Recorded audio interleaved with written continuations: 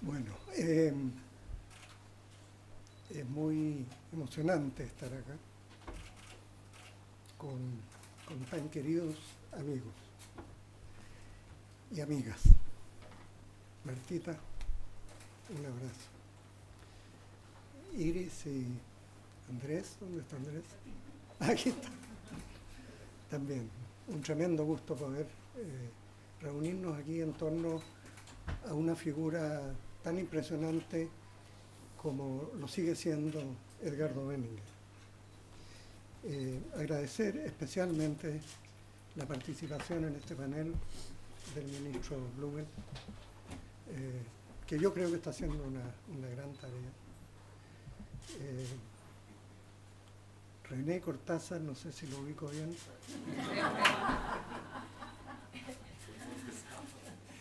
Y Enrique Correa. Otro cabro nuevo. Bueno, y Mariana va a ser quien va a dirigir todo lo que viene, si alguien quiere cantar, en fin, cualquier actividad. Yo lo que creo que lo primero, el tema principal de hoy, y lo que queremos rescatar es cuán urgente es, creo yo, y debe ser, las ideas que Edgardo Benninger planteó a lo largo de más de 30 años en la vida pública, haciendo siempre un aporte en el lugar donde estuvo. Y entonces no queremos una mirada nostálgica hoy día, sino decir, mire, de esa experiencia se pueden extraer lecciones extremadamente relevantes para este Chile que parece haber entrado en una etapa de mayor confusión, de mucho más dificultad de la gente de entenderse unos con otros, y con algunas dudas serias de si seremos capaces de dar el salto en la etapa siguiente de nuestro desarrollo. Ese es el tema de fondo de la conversación. Pero ustedes me van a perdonar, unos poquitos minutos para dar un testimonio, porque varios de los que estamos aquí fuimos testigos de la extraordinaria contribución de Edgardo Benninger a este país, a Chile.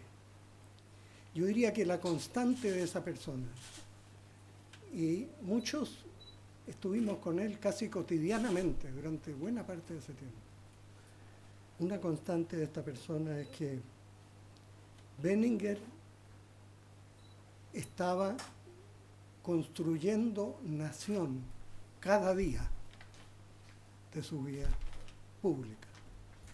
Un hombre de Estado que lo que más le importaba era cómo contribuir y ayudar a que este país siguiera abriendo el camino que había empezado a abrir el año 1990 cuando transitamos a la democracia. Y trabajaba en construir, como digo, ideas, proyectos todos los días.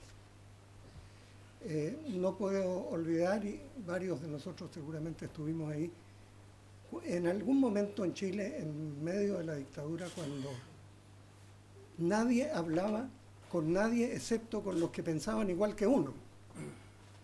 Nadie, había murallas. Este era un país absolutamente fragmentado. Y Edgardo no es el único, pero fue uno de los que lanzó primero, desde el Centro de Estudio del Desarrollo, lanzó unas conversaciones sueltas, abiertas, entre gente que pensaba distinto. Más o menos distinto, muy distinto, súper distinto. Y eso no era un ejercicio que hubiera ocurrido en este país por años de años. Y ahí empezó la primera contribución de Edgardo al futuro de Chile. Impulsó incansablemente diálogos en los años más difíciles de este país. Todos conversamos con todos. Y cuando se empezó a atisbar que se iba a abrir un futuro, Edgardo fue uno de los que se anticipó también para decir no vamos a hacer futuro si no tenemos ideas. Ideas que la gente entienda, que le lleguen. Visceralmente decir, este es el camino que queremos seguir. Y empezó a articularnos.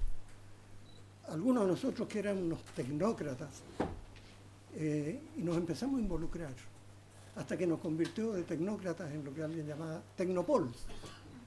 O sea, teníamos que entender también y entendernos con los dirigentes políticos, uno de los más fundamentales. Además, por cierto, Patricio Aylwin está aquí, el presidente Ricardo Lagos, notable conductor de este país en todo el periodo de transición y después en la reconstrucción democrática. Elaborando ideas de futuro. Esa fue otra etapa que culminó con la elección del presidente Aylwin. Ya durante el gobierno del presidente Aylwin ocurrió otra cosa notable. Aquí está Enrique Correa. Nosotros estábamos al otro lado de la cuadra, de Teatino, en Teatino 120. Y todo el mundo tenía un temor, bueno, ¿qué diablo nos va a exigir hacer el equipo político de La Moneda? Gran temor, estos gallos nos van a definir, nos van a castigar, nos van a premiar. Y resulta que en ese gobierno, Ricardo era ministro también de Educación, muy buen ministro de Educación, y lo que fuimos descubriendo rápidamente, que había una persona en La Moneda, no el único, pero que especialmente estaba preocupado de escucharnos, de articular lo que se veía desde el mundo de La Moneda y el presidente Aylwin y su equipo, y lo que estábamos pensando en los distintos sectores, en los distintos ministerios. Y ahí llegó un momento en que a nosotros, por lo menos el equipo que estábamos en el Ministerio de Hacienda, nos parecía notable. Era como jugadores de fútbol que decíamos, con estos gallos de La Moneda estamos jugando de memoria. O sea, ellos saben cuándo vamos a hacer un pase o cuándo hay que atajar un gol, y siempre vamos a estar jugando en el mismo equipo, en la misma dirección. Y yo creo que ese es un tema fundamental, porque es uno de los factores que explica la calidad de la convivencia y de la democracia que se logró durante ese periodo y que se proyectó después, y lo digo con total certeza, seguridad y sin ningún complejo, que se proyectó después en todos los gobiernos de la concertación, donde entendimos que el país se construía entre todos, que se construía a través del diálogo, respetándose unos con otros y dando espacio para que las ideas de cada uno pudieran abrirse camino. Después de eso, brevemente, ahí yo compartía con Edgardo, casi todos los días cruzaba ahí a La Moneda, nos poníamos a copuchar, y con Enrique también, que era un gran miembro del equipo. Bueno, después yo terminé en el Senado y Edgardo Benninger, oh, milagro, terminó de senador.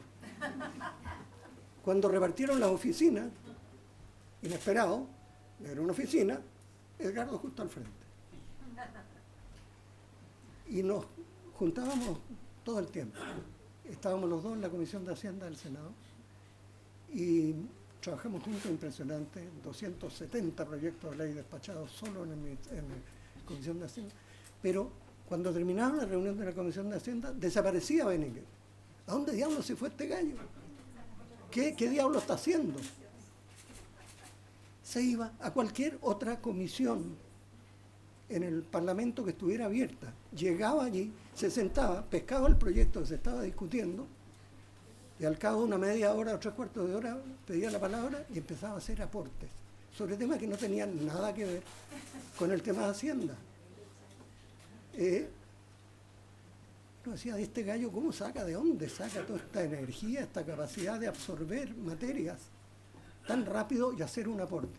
Ahora, sus aportes siempre tenían un elemento. Uno, calidad técnica, profesional en lo que estaba diciendo, pero más importante que eso, siempre estaba mirándole la cara a los que estaban en esa comisión y decía, a ver, ¿qué es lo que ponemos aquí para que salga un proyecto con acuerdo? comparemos con lo que está pasando hoy día en Valparaíso. Y de nuevo, la calidad de la política. Y Benninger fue una persona que hizo una contribución importantísima en ese tema. Ya voy a terminar, Mariana. 2 minutos. 2 minutos. La etapa, Dueño de casa. La etapa siguiente, interesante, porque a mí me tocó irme a Cancillería y le dije a Edgardo, oye, ¿por qué no te venís para acá? Sigamos tonteando juntos. Se fue a Cancillería, se instaló. Lo único que me pidió fue que hubiera un televisor en su oficina, porque los días miércoles quería ver las carreras de caballo en el club hípico. Bueno, pero Edgardo, de nuevo, llegó a Cancillería y tenía claro desde el primer día, aquí estamos, Chile, un país pequeño, en el fin del mundo, sometido a la que los australianos llaman la tiranía de la distancia. Estamos aquí, ¿qué hacemos? Y aquí está el instrumento que es Cancillería. ¿Cómo juntamos la política exterior con la estrategia de desarrollo, de inserción en el mundo, sin temores, con seguridad? Y lo que más le importó fue, ¿dónde está nuestro lugar en el mundo? Estamos en el Pacífico. ¿Y el futuro dónde está? En el Asia-Pacífico. Y entonces dedicó muy buena parte de sus energías a armar redes de gente de esos países. Terminamos publicando unos libros, pero además armamos redes con centros tecnológicos en algunos de esos países para empezar a hacer un intercambio sobre ideas nuevas de lo que teníamos que hacer para competir bien con Australia, Nueva Zelanda, Corea, etcétera, Finlandia. O sea, otra etapa en la cual esta persona rápidamente veía dónde estaba el espacio y cómo él podía hacer la diferencia respecto de lo que el servicio exterior, que es bastante más rutinario, formal, cómo moverlos en la dirección que tenía que moverse el país desde el punto de vista de su desarrollo.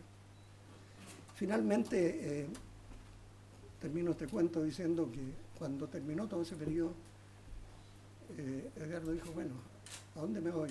Yo le dije, ¿tú sabías dónde te iba a venir? A este muerto lugar. Y vino ese plan y empezó a escribir así en una forma ya desorbitada. ¿Sí? Publicó varios libros, no sé cuántos papers. Yo no le podía seguir el paso. Pero lo que quiero decir es que, como testimonio, fue un privilegio enorme para mí y para todos los que lo conocimos, para los que trabajamos con él, los que estamos aquí en CEPLAN especialmente, haber tenido el privilegio de compartir con esta persona tan creativa, tan innovadora, pero además de tanta calidad humana. Y no es solo que él estaba dejando una huella desde el punto de vista del desarrollo del país. Edgardo era una persona que gozaba de la vida. Trabajaba 20 horas al día y las otras 4, no sé qué es lo que hacía, pero una de las que hacía, se iba a bailar con la Martita, a la bruja.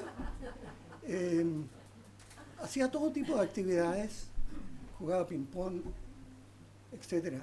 Entonces uno decía, qué notable haber tenido el privilegio de conocer a esta persona que construía nación todos los días. Y lo único que puedo decir al final, para terminar estas palabras, Edgardo, te echamos mucho de menos.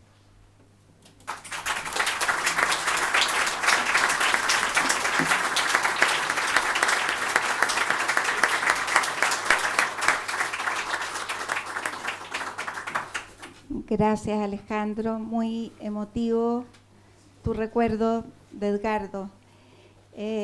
Me corresponde coordinar este panel, pero antes quiero, para algunas personas, porque aquí todos, probablemente la mayoría, conoces toda su trayectoria, pero hay algunos jóvenes que a mí también me gustaría llamar la atención de ellos sobre quién fue o qué trayectoria tuvo en su vida. Él nació en 1925. Se graduó como ingeniero civil en la Universidad Católica en 1950. Trabajó como ingeniero del tránsito de la ciudad de Santiago entre 1950 y 1959. Luego se tituló como economista en la Universidad de Chile en 1960.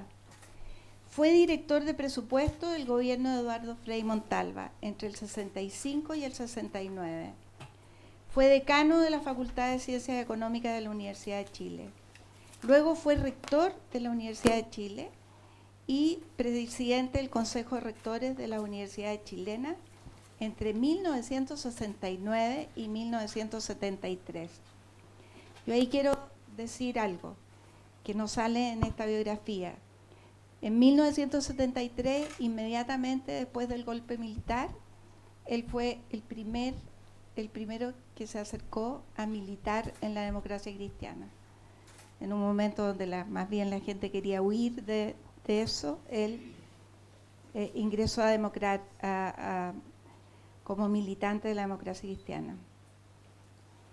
Realizó estudios de ciencia política en la Universidad de California.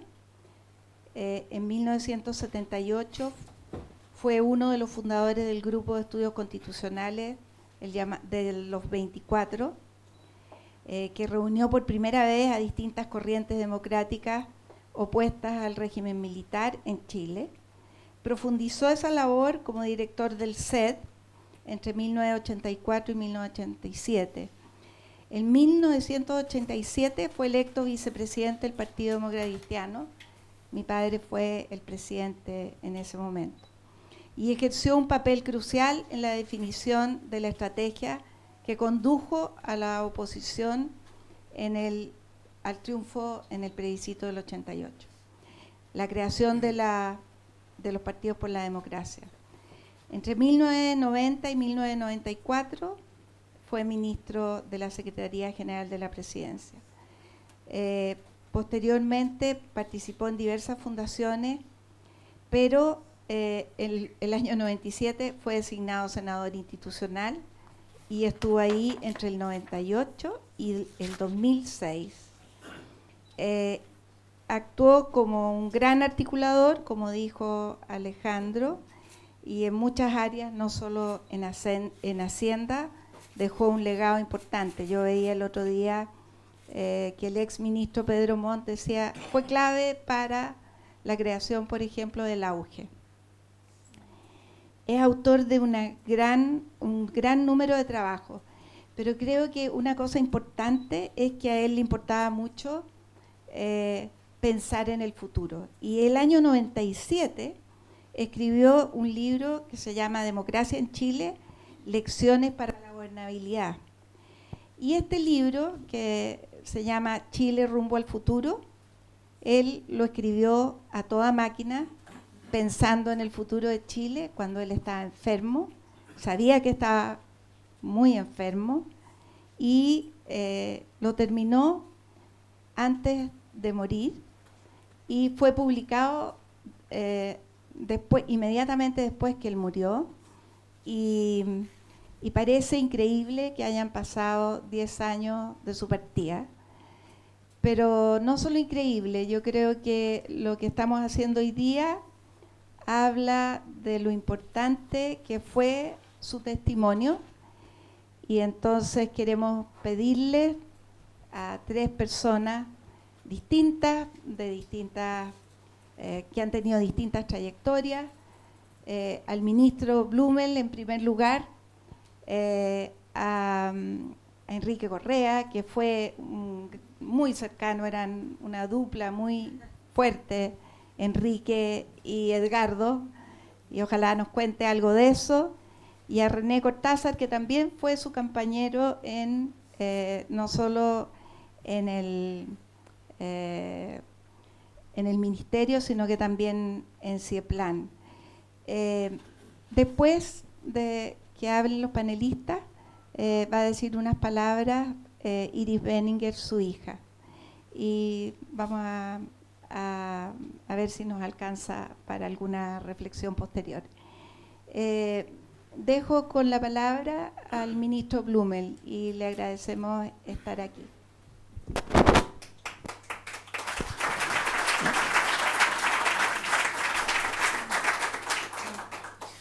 ¿Cómo están? ¿Cómo están? Buenas tardes. Lo primero, agradecer la invitación. Voy a saltar los vocativos porque es muy fácil equivocarse y uno puede producir mucha decepción, pero saludar especialmente a su señora, Martita, a su familia, Iris, Andrés, a Cieplan. Muchas gracias por la invitación, al presidente Cieplan, Mariana y todos los que me extendieron esta invitación. Presidente Lagos, también un gusto saludarlo, senador Insulza, está un compañero, colega del gabinete, el ministro Sichel, por allá atrás. Y nada, muchas gracias por la invitación, porque yo creo que es una invitación y esta es un encuentro, una conversación que creo que cae en un momento que es muy oportuno. Es muy oportuno por lo que está ocurriendo en nuestro país.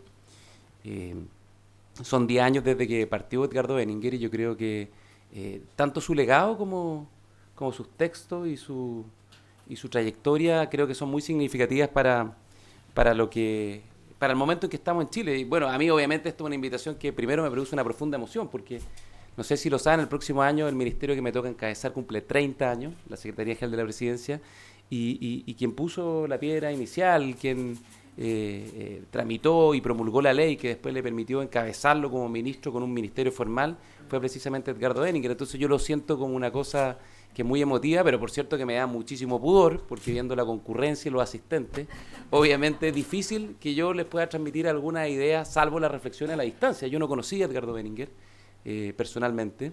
Yo tenía 11 años cuando él asumió como ministro. 11 años. 12 años cuando se promulgó la ley.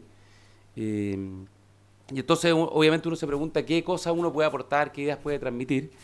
Y yo siento que por lo menos de lo que me ha tocado conocer, y yo me aproximé a la figura de Edgardo Benninger a partir fundamentalmente del año 2010, cuando entré a trabajar como jefe de gabinete del entonces ministro Cristian Larroulé en la SECPRES. Empecé a leer algunos de sus libros, en particular los 3 últimos libros, el libro Chile rumbo al futuro, el libro que es una conversación más testimonial con Margarita Serrano, y el libro anterior que es Políticas Públicas en Democracia. Y ahí me empezó a cautivar y a llamar la atención alguna idea, algunos conceptos y algunas reflexiones que en ese momento yo las sentía muy contingentes y hoy día las siento muchísimo más. Además que es una cosa como media, no quiero hacer ningún paralelo, insisto, para mí me da mucho pudor estar acá, pero es el único ingeniero que ha estado en la Secretaría General de la Presidencia, somos 2.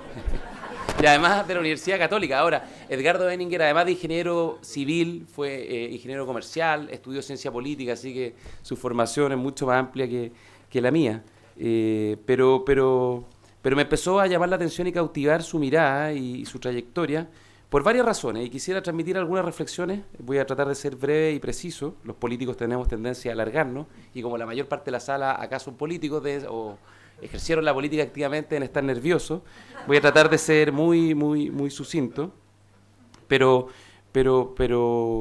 quisiera partir en el fondo primero quizás voy a partir por el final, que es el último libro, su libro más testimonial hacia lo que venía adelante. Lo publicó el 2009, yo lo pesqué el 2010, y me llamó mucho la atención algo que plantea Alejandro Foxley en el prólogo del libro, esta idea de que Chile está a mitad de camino para ser país desarrollado. Y esta es una idea que es como la paradoja de la liebre y la tortuga: cada vez que nos acercamos se nos vuelve a escapar. Y por alguna razón esa idea, ese concepto me cautivó, junto con la visión de conjunto que Edgardo Benninger siempre tuvo respecto a los desafíos que enfrentaba Chile y que sigue enfrentando Chile para alcanzar el concepto, la idea de país desarrollado. Eso me llamó primero la atención. Segundo, me llamó la atención su experiencia, su acumulación de experiencia, más bien. Estamos hablando de alguien que le tocó primero cumplir roles muy relevantes en un periodo de la historia de Chile muy trascendental. En segundo lugar, con un perfil político particular, un liberal, socialdemócrata, agnóstico, pero que militaba en la democracia cristiana. Yo no sé si eso es contradictorio o no. Él mismo lo decía y fue el primero que firmó la ficha después del golpe, digamos. Después una formación muy completa, ya lo señalé, ingeniero civil, economista, cientista político, en fin, ocupó múltiples cargos, fue rector en la Universidad de Chile, fue ministro, fue senador, fue director de presupuestos, fue un político activo, y creo que su figura y su trayectoria, yo no sé si me equivoco, creo que no me equivoco al plantear que lo pone en el lugar de, o en el, no sé si el panteón es la palabra correcta, pero de los grandes ministros que no fueron presidentes y que creo que van a ocupar un lugar en la historia de Chile de forma muy destacada. Ahí estoy pensando inmediatamente en Antonio Varas, por ejemplo, que hizo gran dupla con Manuel Montt. La primera referencia, además también estudió en el Instituto Nacional, una formación muy completa, ocupó múltiples cargos, y creo que por eso es muy oportuna, tanto por su mensaje como por su trayectoria, volver a conversar sobre la figura, el legado de Edgardo Benninger. Y yo, por cierto, creo que no corresponde que yo hable tanto de sus innegables cualidades y méritos personales, profesionales, porque mis compañeros de panel lo saben mucho más. Yo obviamente los conozco por referencias, por lectura, leí mucho a Ascanio Cavallo en algún momento, entonces ahí lo echa al agua en muchas de sus andanzas, en particular en 2 libros, La historia oculta de la transición y Los hombres de la transición, creo que se llama el otro libro. Fue fundador del Grupo de Estudios Constitucionales, se les indica como el arquitecto de la transición, algunos con una mirada más benevolente, otros con una mirada más crítica. Yo, por cierto, me inscribo en el primer grupo. Ya lo dije, fue el creador de la Secretaría General de la Presidencia. Creo que tuvo una mirada bien estratégica, porque es un ministerio que creo que es chico, pero muy oportuno para el momento y sobre todo para la evolución de las instituciones públicas. El Estado ha crecido en forma muy acelerada, en forma muy inorgánica, y por eso es un ministerio que era muy necesario y sigue siendo muy necesario, y que es el que permite además plantear una visión estratégica de conjunto de lo que es la acción del gobierno. Y la acción del gobierno además se sustenta en el cumplimiento de los programas, esa es la esencia de la legitimidad democrática, digamos. Entonces creo que en ese momento fue particularmente importante y lo sigue siendo, pese a ser un ministerio quizás pequeño, de no mucha visibilidad, pero que es profundamente importante, tal como el perfil que yo creo que tenía Edgardo Benninger. Bueno, pero dicho eso, el rol que cumplió en las reformas constitucionales, en particular en el año 2005, que fue tan importante, yo creo que hay 2 aspectos que quisiera quizás comentar. Uno, ¿qué planteamientos de Edgardo Benninger siguen plenamente vigentes? Su último libro es del año 2009. ¿Y cuáles uno podría recoger a 10 años de distancia y decir, bueno, esto a mí me sigue siendo plenamente sentido? Y lo segundo, ¿qué planteamientos aún están pendientes y que él considera extraordinariamente relevantes a 10 años de distancia, donde aún uno podría decir, no hemos hecho la pega o no hemos hecho la pega 100%? Respecto a la primera pregunta, él plantea varias preguntas en su último libro, plantea 6 fundamentales, pero yo creo que hay 2 materias que son centrales y yo las siento muy propias porque a mí me tocó coordinar la elaboración del programa de gobierno y creo que la incorporamos plenamente ambas miradas, digamos. No obstante, Edgardo Benninger es muy profundamente una matriz concertacionista a la cual mi sector político fue opositor, creo que opositor con lealtad, pero opositor, pero sin perjuicio de eso, creo que siguen muy vigentes y fueron plenamente recogidas en nuestro programa de gobierno. Y la primera tiene que ver con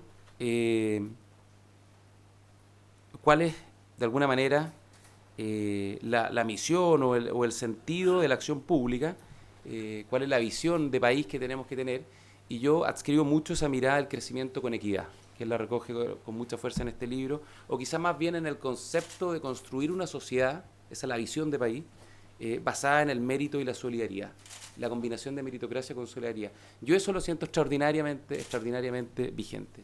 El mérito por sí mismo es un concepto duro, complejo, difícil de asumir, creo yo, para una sociedad en la que todos formamos parte, una sociedad inclusiva y no excluyente. Y por eso creo que se complementa bien con la solidaridad. Y la solidaridad por sí sola, que es un elemento también muy importante, también termina siendo, si es el único valor o principio que se pone sobre la mesa, un criterio que yo creo que es incompatible con una sociedad moderna, con una sociedad que reconoce la libertad de las personas, de los individuos, para perseguir sus proyectos de vida. Y por eso yo creo que el concepto de anclar estas 2 ideas de mérito y solidaridad o de crecimiento con equidad me parece que es una idea extraordinariamente vigente.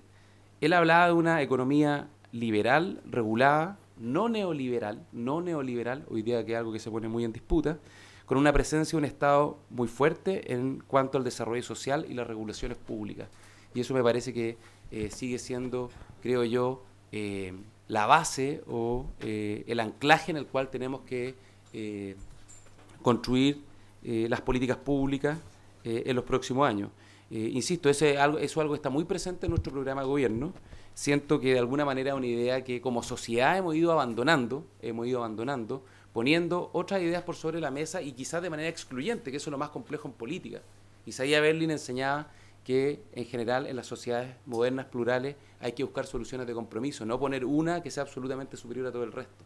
Y eso yo creo que es la visión correcta de una sociedad moderna y que sigue estando vigente, que es una idea muy de Edgardo Benninger. Y lo segundo es que yo creo que ese crecimiento con equidad o este mérito con solidaridad es una idea muy compatible con la principal característica de la sociedad chilena actual, que es ser una sociedad de clase media, de sectores medios, de grupos medios, digamos, muy diversos, muy plurales, muy heterogéneos, que creo que el gran legado del desarrollo y el progreso de nuestro país de los últimos 30 años.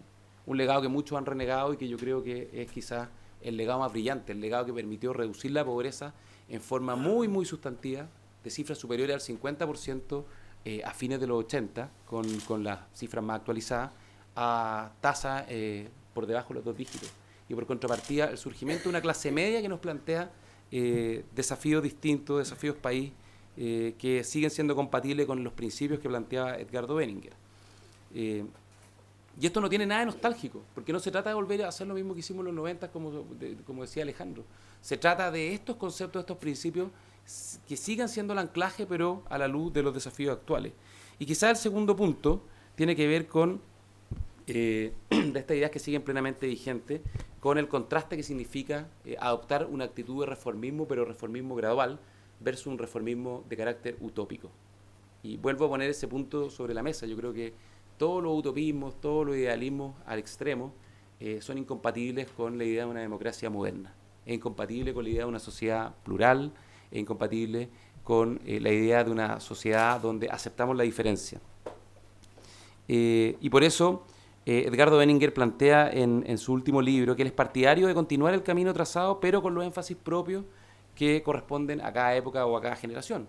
Eso es un poco esta idea, por ejemplo, de asumir el desafío de una sociedad de clase media, no una sociedad fundamentalmente con sectores vulnerables, marginados y en la pobreza. Concordar prioridades para cada época como concepto central para abordar ese reformismo gradual. Políticas públicas coherentes con límites en el conocimiento o en la evidencia. No cualquier política pública, no cualquier desafío, sino aquellos que están trazados por los límites que el conocimiento nos va entregando. Esta idea también de desechar la línea utópica y priorizar la persuasión por sobre la imposición como concepto o actitud política predominante. La sociedad diversa y plural. Yo creo que son todos esos conceptos que siguen muy vigentes, en particular con esta idea que planteaba Edgardo en su último libro, de que no es compatible la pretensión de aplicar obligatoriamente la verdad de uno al resto. Eso es incompatible con la idea fundamental de la democracia. Yo creo que eso sigue siendo algo que está muy vigente. Él también reflexiona sobre la idea o la tensión que existe entre la colaboración y la confrontación en los sectores políticos. Y contrario a lo que algunos pensarían, creo que es un error pensar en esta idea como tan propia del buenismo, de decir que solo es colaboración. No es solo colaboración, también hay tensión y también hay confrontación, pero hay que aplicarlo en su justa medida. Y raya para la suma, al final, la colaboración debiese predominar un poquito más que la tensión y la confrontación. Él mismo hablaba de sacar al pizarrón, pero al final buscar construir grandes acuerdos transversales, porque entendía que la política es competencia, y eso requiere una dosis natural de tensión, pero también en la búsqueda del bien común, y eso requiere, por cierto, dosis más que suficiente de colaboración. Y lo central es ir buscando una combinación virtuosa de ambas. Y eso es lo que nosotros quizá la única autorreferencia que voy a hacer en lo que hemos hecho durante este año y medio como gobierno es tratar de ir combinando adecuadamente esas dos. Y obviamente uno tiene ciertos principios, ciertas convicciones que trasuntan un programa de gobierno, que están en los proyectos de ley, que es legítimo que se pongan en discusión en el foro público, pero al final buscar acuerdos en algunos temas centrales. Y eso es lo que hicimos, por ejemplo, en el 2018 con el Acuerdo por la Infancia o con el Acuerdo por la Seguridad Ciudadana. Y eso es lo que vamos a hacer también esta semana cuando el presidente va a plantear un acuerdo en materia hídrica para enfrentar la sequía que los graves efectos del cambio climático nos está planteando un desafío país que es fundamental. Creo que esos conceptos siguen siendo plenamente conceptos muy vigentes. Termino señalando quizás, porque ya sé que estoy en el tiempo, algunos temas que están pendientes. Primero, en materia de políticas públicas. Yo creo que en educación no hemos logrado, y el debate de la última semana así lo ha demostrado, no hemos logrado construir los consensos suficientes en algunas materias centrales. Por ejemplo, la prioridad que tenemos que darle como país a la primera infancia, o la validación que tiene que tener la provisión mixta de educación en nuestro país. El mismo Edgardo Benninger señalaba que la provisión mixta es un hecho de la causa, está arraigada en nuestra historia, tiene más de un siglo de historia, y es un hecho, como él mismo lo señalaba, lo cito, es un hecho irreversible. Entonces esta tensión bastante inoficiosa y que tiene como costo, digamos, la calidad de la educación de los niños y las niñas más pequeños de nuestro país, es algo que yo creo que tenemos que abordar y que sigue siendo una materia pendiente. En materia previsional también, él plantea algunos aspectos que tienen que ver fundamentalmente con extender la cobertura de la seguridad social a la luz de una provisión mixta, que es lo que hemos intentado hemos venido construyendo en los últimos años. La modernización del Estado también es un tema que se nos ha ido quedando bastante atrás. Él hablaba de temas que son muy vigentes, la digitalización y las tecnologías, el empleo público, la calidad de las políticas públicas, etcétera. También otro aspecto que lo mencionó Alejandro, los tecnopols, el divorcio de la técnica y la política, yo creo que es un tema preocupante. Algunos han planteado que los economistas tienen que excluirse del debate público. Yo le quiero decir a los economistas, no se excluyan, por lo menos nosotros los vamos a seguir considerando y la sociedad los tiene que seguir considerando. La técnica sin duda sigue la política traza el horizonte y la técnica es la que dibuja los caminos para perseguir ese horizonte. Pero necesitamos una sana y permanente relación entre la técnica y la política. La política sin técnica es ciega y es bastante errónea. Ahora, la técnica sin política me parece poco democrática también, porque excluye la deliberación, que es un elemento central del debate democrático. Por último, termino mencionando un punto que tiene que ver con la lealtad de las reglas del juego democrático. Hay un muy buen libro que se publicó el año 2018 que ha generado mucho debate en el mundo y en Chile, que es este libro Cómo mueren las democracias, de Levitsky y Ziblatt, donde plantea que fundamentalmente hay dos aspectos que tienen que llamarnos la atención y que tienen que llamarnos a reflexión y que tenemos que cuidar para cuidar nuestra democracia. Lo que él señala fundamentalmente, estos autores señalan, es que la democracia, y lo recoge Edgardo Benninger y por eso yo lo cito, caen fundamentalmente por el deterioro o el decaimiento de su élite política y fundamentalmente de sus dirigentes, de sus partidos políticos, porque se pierden dos cualidades centrales de las democracias sanas. Uno, cuando se deja de reconocer la legitimidad moral del adversario, en el sentido de que la superioridad moral se asume para el propio sector y no se le reconoce ninguna a los adversarios políticos, y eso es incompatible con una sociedad pluralista y democrática. Y dos, la prudencia, la mesura en la acción política. Y eso yo creo que también es algo que tenemos que rescatar. Creo que tenemos que rescatar la prudencia, la mesura, la gradualidad. Y eso es algo, yo lo digo desde mi cargo como ministro, obviamente ustedes podrán evaluarlo en su mérito, pero cuando se presentan acusaciones constitucionales que carecen de fundamento, cuando hay proyectos de ley que no respetan las reglas del juego, o cuando hay proyectos de ley que tienen características incompatibles, digamos, con la evidencia, con lo que nos ha enseñado la evidencia comparada, la academia, la ciencia, y obviamente empezamos a dar palos de ciego en función de lo que es más fácil para la galería. Creo que tenemos que preocuparnos. Esos dos aspectos, la legitimidad moral del adversario, siempre reconocerla, y actuar siempre en política con prudencia y con mesura, en particular en la implementación de las políticas públicas, creo que sigue siendo algo que se nos está deteriorando y que tenemos que cuidar, que de alguna manera tenemos que poner una luz amarilla. Como decía el mismo Edgardo Benninger, creo que aquí nos jugamos la gobernabilidad, en esas dos cualidades centrales de nuestro sistema democrático. Cada generación tiene consenso incompleto o modernización incompleta que tiene que ir completando. Tenemos que ir buscando soluciones de compromiso y la única alternativa posible es el gradualismo, es avanzar sobre la evidencia y reconociendo que todos formamos parte del mismo buque. Termino con una pequeña cita que me parece, la estaba leyendo y me pareció muy contingente, con la cual termina este libro, donde en un párrafo final Edgardo Benninger dice lo siguiente: solo habrá gobernabilidad a lo largo del tiempo si prevalece la disposición al acuerdo, la negociación y la cooperación por sobre la confrontación.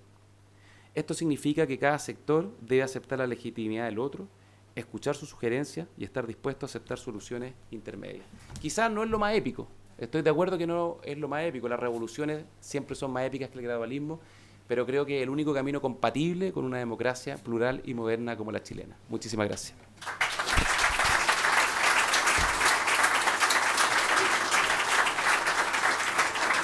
Gracias, ministro. El ministro tenía 11 años cuando se creó el ministerio que ahora él dirige y creo que su exposición fue vasta y muy interesante, así que le damos las gracias. Y no voy a decir cuántos años tenía Enrique Correa, pero todos éramos mucho más jóvenes. Así que, Enrique, ¿qué nos dice Edgardo hoy día? ¿Qué te dice a ti? Cuéntanos también de tu experiencia. Gracias. Yo escribí otra cosa, pero siempre leo lo que escribo. Así que, no, yo escribí una... ¿Aló? ¿Cómo se hace? ¿Ahora sí? No.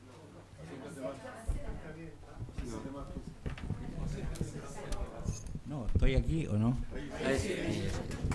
No, lo que estoy diciendo es que lo que yo escribí fue un texto sobre el rol de Edgardo Benninger en la transición.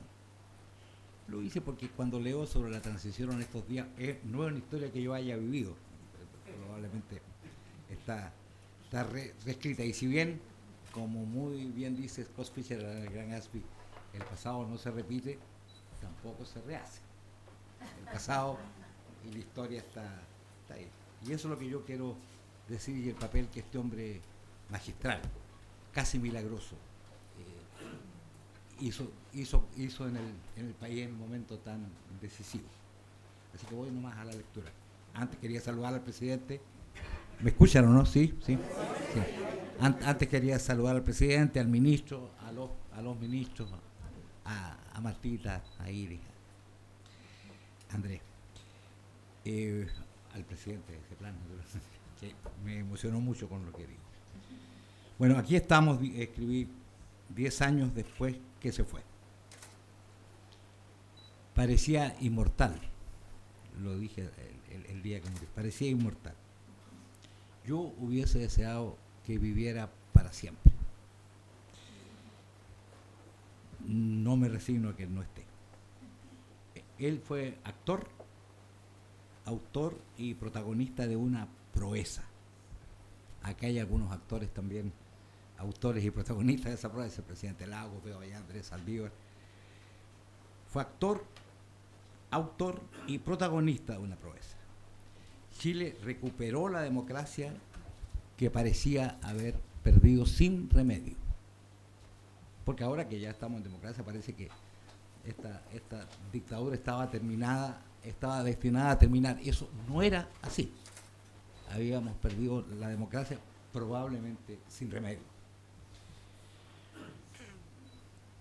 Y para no caer en el buenismo y decir las cosas como son, el golpe, la dictadura, fue una crisis que no tiene parangón en nuestra historia. No tiene parangón. Nada fracturó al país tan gravemente. Todas las anteriores dictaduras o periodos autoritarios, Ibáñez incluido, empalidecen ante la ferocidad y el anhelo de permanencia de la dictadura de Pinochet. Cuando todo era oscuro, cuando parecía que esto iba a durar para siempre, la dictadura tropezó en aquello que sentía era su mayor fortaleza, la economía.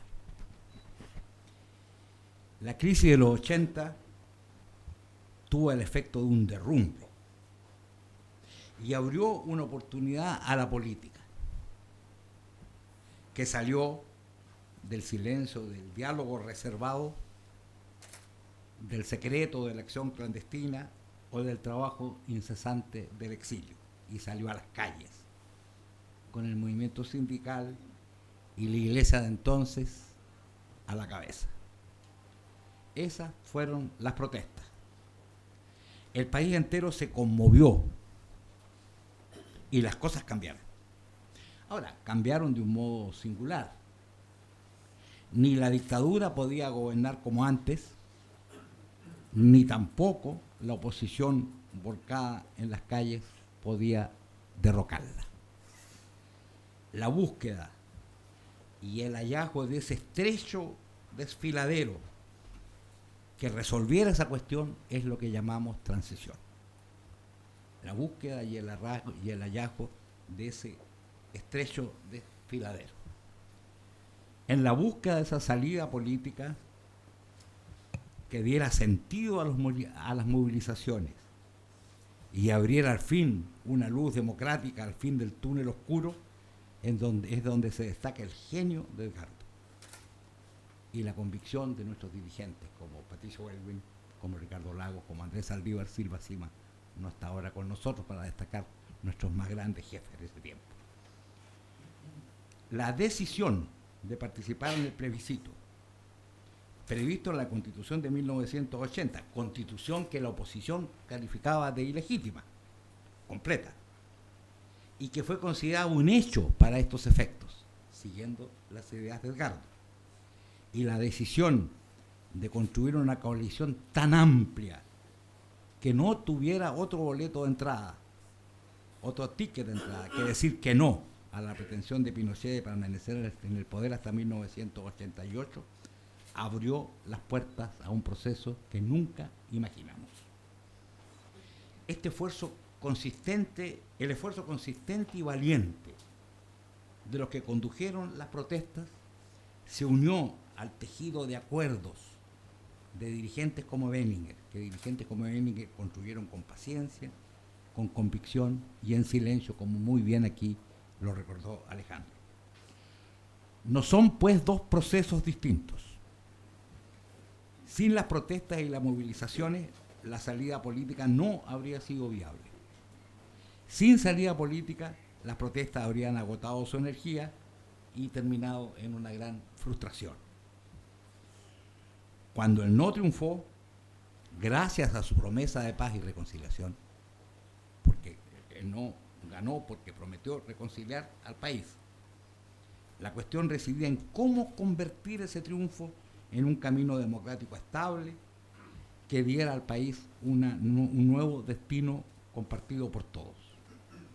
El protagonismo de Edgardo en ese momento y en ese cometido se vuelve crucial. Cómo construir democracia sin confrontaciones. Cómo convertir una coalición construida para decir que no a Pinochet en una coalición capaz de gobernar, con propósitos comunes. Cómo construir un régimen que fuera dejando atrás todo riesgo de represión autoritaria, riesgo que siempre estuvo presente a la vuelta de la esquina. Cómo dar confianza, cómo hacer para que la gente dejara atrás el miedo. Cómo construir un gobierno para todos en un país fracturado de arriba a abajo. Sin duda fue tarea de muchos, que unieron valentía, inteligencia y convicción. Pero en medio de esos muchos se destaca Edgardo y su inteligencia incomparable. Comprendió desde un primer momento que el plebiscito era nuestra poesía y gobernar sería nuestra prosa. El plebiscito era nuestra poesía y gobernar sería nuestra prosa. Con el apoyo de un presidente excepcional, acompañado de un equipo muy cohesionado, torció el destino de Chile. El Chile cambió de rumbo, no solo el Chile de la dictadura, el Chile de siempre cambió de rumbo, torció el destino de Chile. convirtió a la democracia en sinónimo de acuerdos, reconcilió a la política y la economía, lejanas y distantes durante todo el siglo XX, y a los políticos con los tecnócratas. Convirtió a la democracia en acuerdos, reconcilió a la política con la economía y a los políticos con los tecnócratas.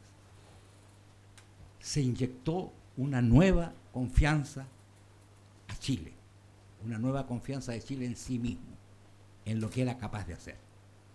Así pues, el plebiscito no fue un triunfo efímero, y el gobierno democrático de centroizquierda no fue flor de un día. El país se encaminó a una transformación como nunca tuvo en su historia.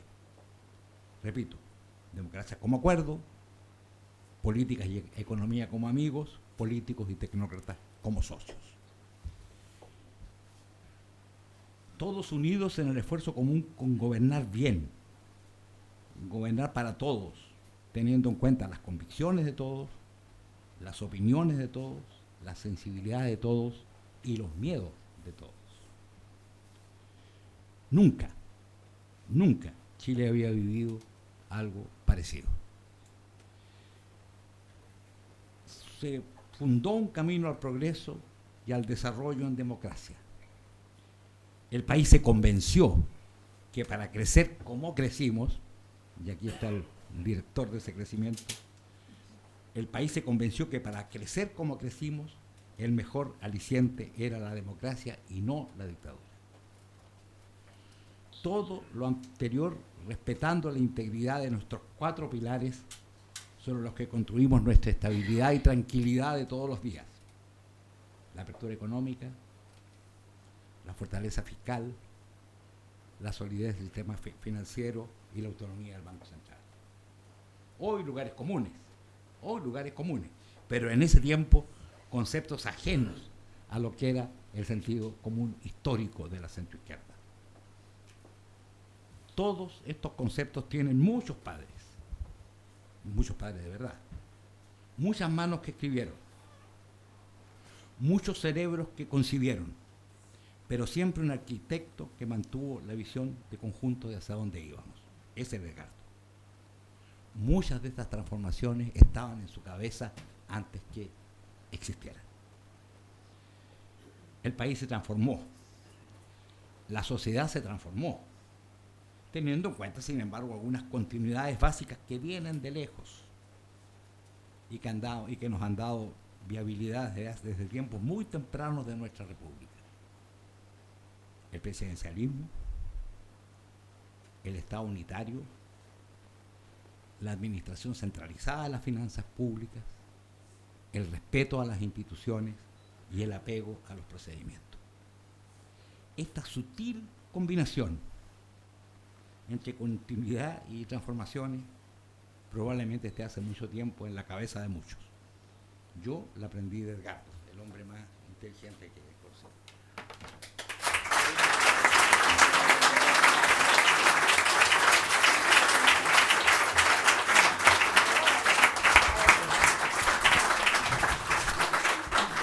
Gracias, Enrique.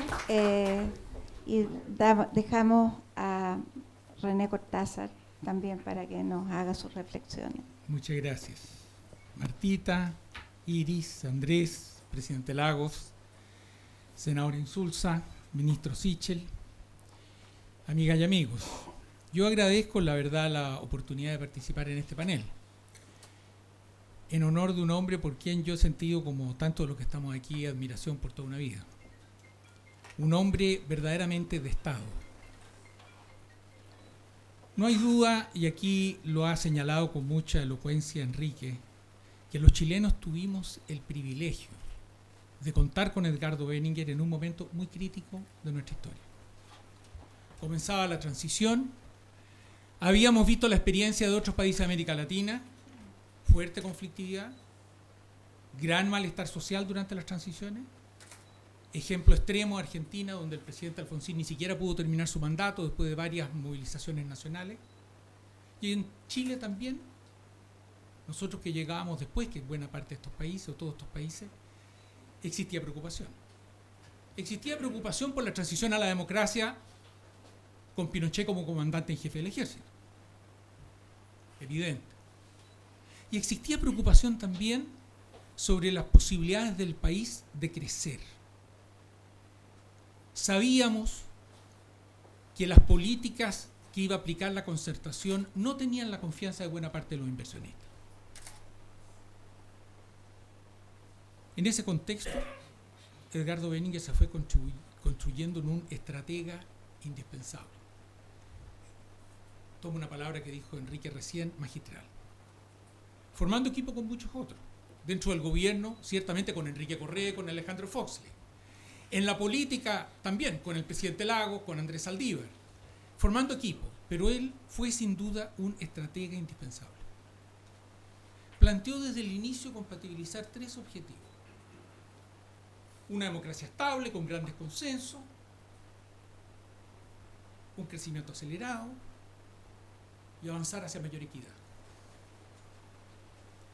Esa no era una invitación a restaurar algo del pasado. Ese no era un proyecto nostálgico. Era un proyecto nuevo, original para Chile. Construir una democracia estable, anclada en sólidos consensos era original. Habíamos tenido por varias décadas una democracia muy polarizada, en la cual las palabras consensos, acuerdos, cooperación no estaban simplemente en el léxico político.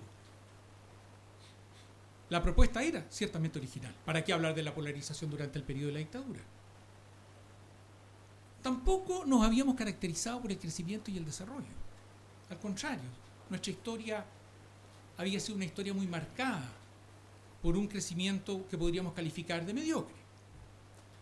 Entre el año 1950 y el año 1990 crecimos, y miramos prácticamente todos los gobiernos de ese periodo, igual o menos que la economía mundial. Estábamos normalmente en el 6º lugar en la tabla de posiciones de América Latina. Una selección nacional que está en el 6º lugar de la tabla de posiciones de América Latina, todos coincidiremos que es mediocre. Se sucedían los gobiernos de izquierda, de centro y de derecha, y nosotros firmes en el 6º lugar. De hecho, llegamos el 11 de marzo de 1990 y estamos en 6º lugar.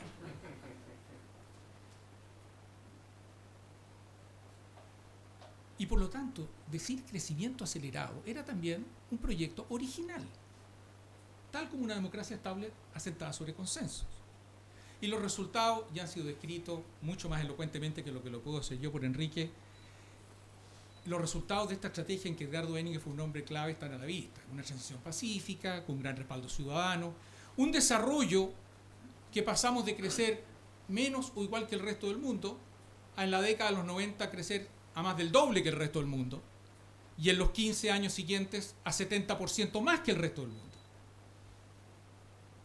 Y luego de poco más de una década, pasamos de ese 6º lugar, donde habíamos permanecido por décadas y décadas, al primer lugar de América Latina, en prácticamente todos los indicadores. Y estas no son cifras abstractas. Cuando un país como Chile crece al ritmo mediocre que lo habíamos hecho por muchas décadas, el poder adquisitivo de los salarios se duplica cada 40 años. Cuando un país como Chile crece al doble que el resto del mundo, como ocurrió en los 90, el poder adquisitivo de los salarios se duplica no cada 40 años, sino que cada 20 años. ¿Hay algo más concreto que eso? Pero los organizadores nos pidieron no quedarnos en el pasado y discutir la validez de las ideas de Edgardo Benínguez para el futuro. Y él mismo hizo esa reflexión, como lo señalaba Mariana al inicio, en un libro publicado en 2009, Chile rumbo al futuro. Yo me voy a referir solo a 2 problemas actuales, sí que me parece que están en la base de muchos de nuestros problemas actuales. Uno, al cual se refiere Edgardo en su libro con mucha fuerza, es el deterioro del liderazgo político. Y relacionado con lo anterior, un cierto privilegio creciente de los intereses particulares por sobre el interés general. Sabemos que la política tiene 2 polos, la política democrática. Por una parte, representar, recoger, auscultar la opinión pública. Y por otra, liderar, orientar, articular las demandas en torno al interés general del país. persuadir. A lo largo del tiempo, este segundo polo ha ido perdiendo fuerza.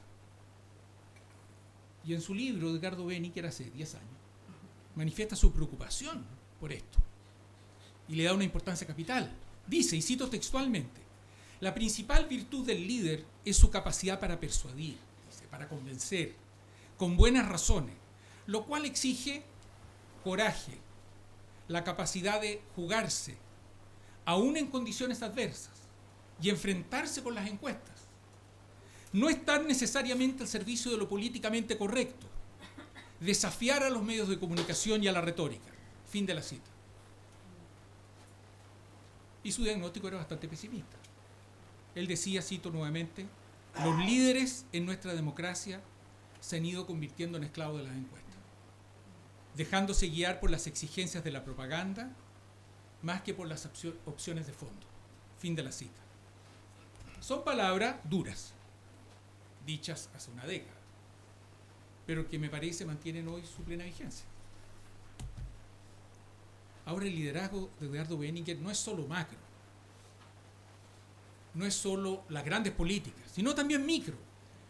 El código de aguas, el código del trabajo, la tarificación de servicios básicos. Sabía que las grandes políticas se juegan muchas veces en detalles, que él seguía y perseguía.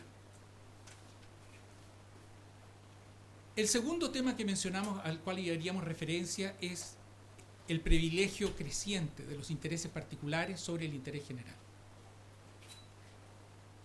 Y ahí está una frase que dice Edgardo en su texto, que le da fundamento a este cambio, a esta cierta preeminencia que van tomando los intereses particulares. Dice, habla de la esclavitud respecto de las encuestas y de las exigencias de la propaganda. Esto a lo cual hace referencia a Edgardo Benniker surge precisamente por el apego a intereses particulares de los dirigentes políticos por ser aceptados en algunos casos, por ser reelegidos en otros. En general, en estos casos, para justificar las posiciones que responden al interés particular y no al interés general, se habla de cuidar el capital político. Es que tenemos que cuidar el capital político. Y frente a esa frase uno no puede dejar de recordar una frase que repetía durante todo su gobierno el presidente Elwin. Cada vez que se le acercaban sus colaboradores y le decían, presidente, esto que usted va a proponer puede afectar fuertemente la popularidad de su gobierno, incluso su imagen como mandatario.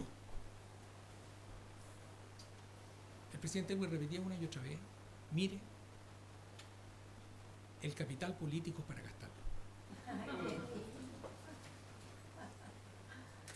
Este enfoque que siempre destacaba de Edgardo Benniker, que siempre destacaba el liderazgo político como un factor clave y el interés general sobre el interés particular como un factor clave, a mí me parece que hoy está plenamente vigente como orientación. Sin embargo, aceptando que estas orientaciones tienen vigencia, porque pienso que tienen vigencia y eso es lo que se nos preguntó, en parte, ¿qué elementos de las perspectivas de Edgardo Benniker mantienen vigencia hoy día? Junto con valorarlas, hay algo que debemos evitar a toda costa.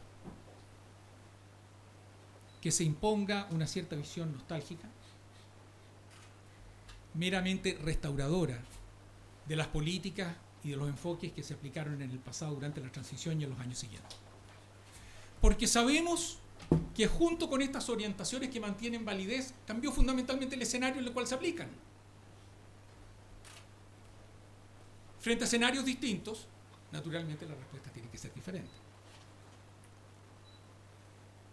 Eso en el área de comunicaciones, un cambio radical. Eso en el área política, un cambio radical. Y eso en muchas dimensiones de la vida social del país. Este cambio de escenario no es algo que a un gran estratega como Edgardo Benniker le habría pasado inadvertido. Respecto al escenario de comunicaciones, surgió en estos 30 años la omnipresencia de las encuestas, influyendo sobre la agenda pública, que se transformaron en un verdadero people meter de la política chilena. Toda la semana hay días siguen sube y quién baja. En el mismo área comunicacional, el surgimiento de las redes sociales, con su presencia creciente y su agresividad creciente. Y la facilidad que Internet y redes sociales tienen sobre la movilización social. Primer cambio, esencial en el escenario, que hay que tomar en cuenta al pensar una estrategia hacia el futuro. El segundo, se fraccionó, se descentralizó y se polarizó el sistema de partidos. Se fraccionó, no cabe duda. Se descentralizó, ahora hay primaria, consulta a los militantes. Y tercero, se polarizó el sistema de partidos. Este es un escenario muy distinto al que tuvimos en la transición, donde teníamos dos bloques favorecidos no solo por los aspectos de las leyes electorales, sino que favorecidos también por la fuerte identidad del sí y el no. Teníamos dos bloques que competían hacia el centro. Y por lo tanto, ese escenario, frente a un escenario de un sistema político fraccionado, descentralizado y polarizado, no puede admitir las mismas respuestas. Y tercero, cambio esencial en el escenario, me parece a mí, desde el punto de vista social, se desacreditó la élite, que había tenido una participación enorme en toda la construcción de consenso en el país. Estos tres cambios, de más está decirlo, no son chilenos, son globales. Uno puede mirar el mundo y ver que estas tres tendencias están en prácticamente todos los países. Pero plantea, por lo tanto, desafíos nuevos que no pueden ser simple restauración de políticas aplicadas en el pasado. No basta, por lo tanto, con desempolvar el viejo manual, por muy original que fue en su tiempo, que lo fue. Edgardo Benninger, como hombre joven, que siempre fue, a mí siempre me impresionó hasta su último día, el hombre joven que fue Edgardo Benninger toda su vida, buscaría respuestas nuevas. Y buscaría respuestas de nuevo originales. Por último, más allá de la vigencia de sus ideas, más allá de los cambios que haya que introducir, más allá de las reflexiones sobre el futuro, no podemos dejar de recordar en un encuentro como este el papel concreto al cual se refirió con mucha fuerza Enrique, el papel concreto que Edgardo Benninger jugó en un momento crítico de nuestra historia. Y para recordarlo, creo que nada mejor que las palabras del presidente Elwin el año en que falleció Edgardo, en declaraciones a un medio de comunicación. Dijo lo siguiente, y cito textual: Edgardo Benninger, dice el presidente Elwin, era un político muy hábil. Confié mucho en él. Y fue muy leal. Entonces se llegó a producir, no le digo que lo ponga en la entrevista, pero yo se lo dije a él en algún momento. Si la sociedad chilena, después que yo me vaya a otro mundo, estima que debiera tener un monumento, a mí me gustaría estar junto a Edgardo Benninger. Tal como hay otro monumento a un presidente que está con su ministro, Manuel Montt y Antonio Varas. Sin menospreciar en lo absoluto a los demás ministros, el eje político de mi gobierno, las líneas gruesas, estuvieron cimentadas en la dupla Elwin-Benninger. Fin de la cita. Muchas gracias.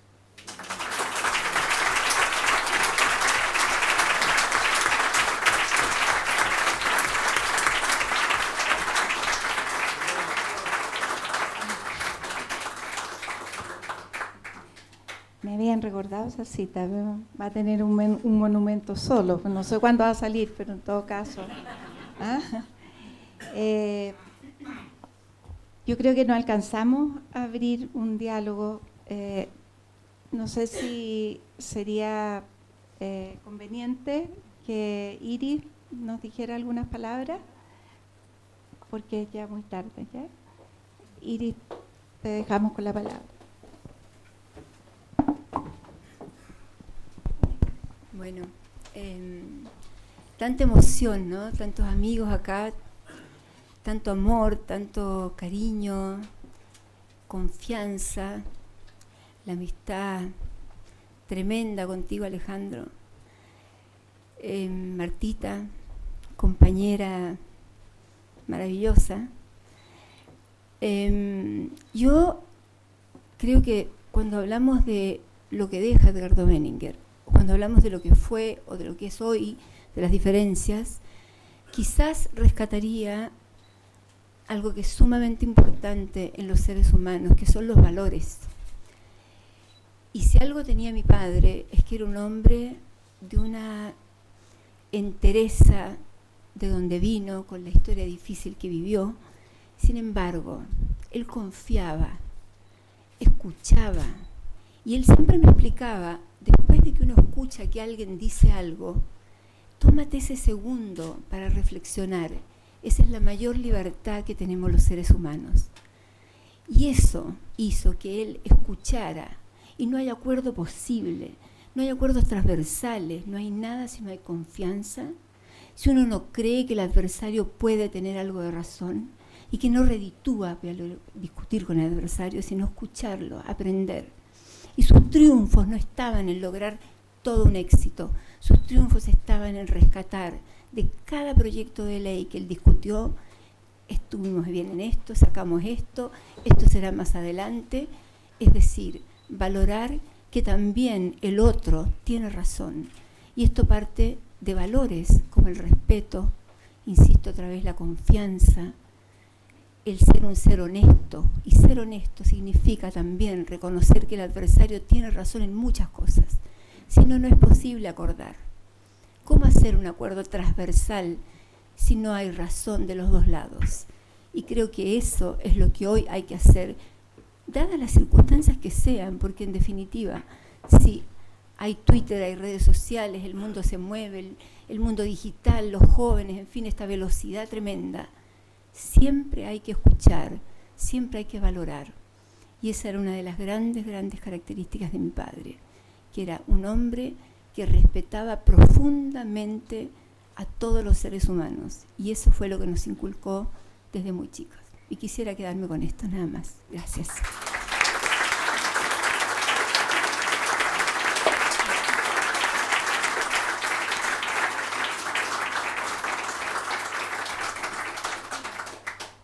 Permítanme una pequeña licencia para terminar, pero es parte del discurso que mi padre leyó en su funeral. Y dice: fue un hombre virtuoso que conoció el dolor, pero no el rencor. Respetuoso de todos, honesto como el que más. Edgardo Benninger fue también un protector, antes que nada de la dignidad humana. Luego, y por ello, un protector de las tradiciones más nobles de nuestra patria. Amó la libertad, ayudó a recuperarla y fue libre como pocos lo han sido. Amó la paz, hizo por ella todo lo que pudo, vivió y murió en ella. Al mismo tiempo, supo gozar de la alegría de vivir, amar a su familia, ser buen amigo y un excelente ciudadano. Gracias, Edgardo, por tu propia historia. Gracias porque fuiste un colaborador insustituible.